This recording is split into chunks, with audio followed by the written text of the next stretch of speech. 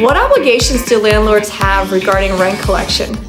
It's crucial for property managers and landlords to navigate the requirements surrounding these matters to stay compliant with the law, safeguard their investments, and maintain relationships with their tenants. So let's jump into the guidelines governing rent collection. First, let's understand the limits on security deposit. This is an aspect that landlords need to grasp, as there are restrictions set by state laws on security deposits. In states, there are limits on how much landlords can charge for a security deposit. Typically, this amount does not exceed 2 months' rent, which is the case in Maryland.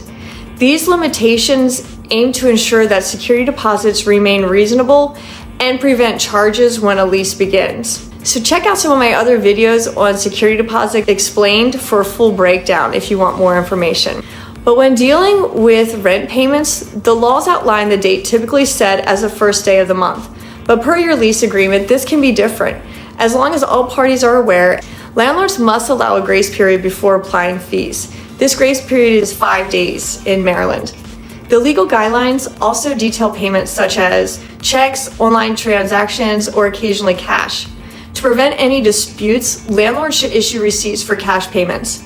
It's now our policy to not allow cash payments and have moved our tenants to a friendly and online convenient payment option. But if you do allow cash, make sure you take all cash receipts with you to court. The judge could ask for them if there's a dispute between if a payment's been made.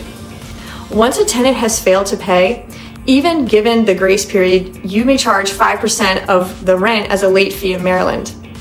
If you have charged that late fee and the tenant still hasn't paid, and you then would need to, before doing anything else, you have to submit a summary of ejectory notice, which is a 10-day writ before you can go to court to file your failure to pay.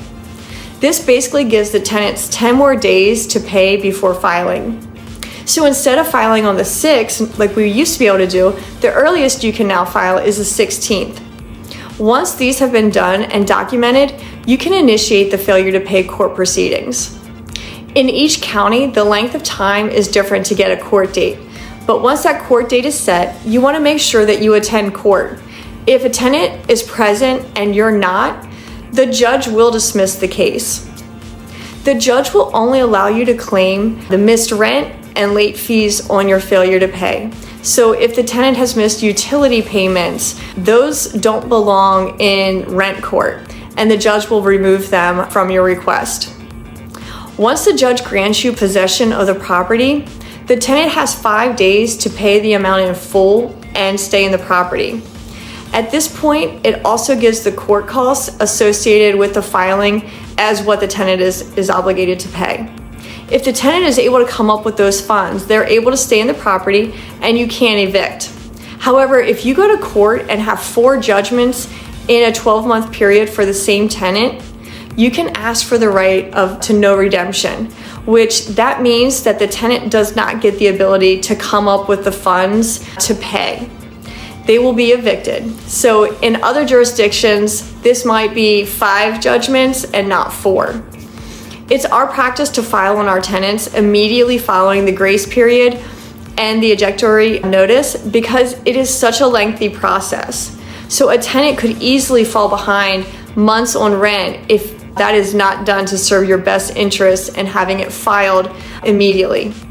So by following these guidelines, property owners can guarantee that their activities are efficient and in line with state and federal statutes. This will minimize legal and foster a professional and equitable management style when renting out your properties. So note that I specialize in property management. I'm not an attorney, and so if any of this information contradicts the advice of your attorney, please follow their instructions.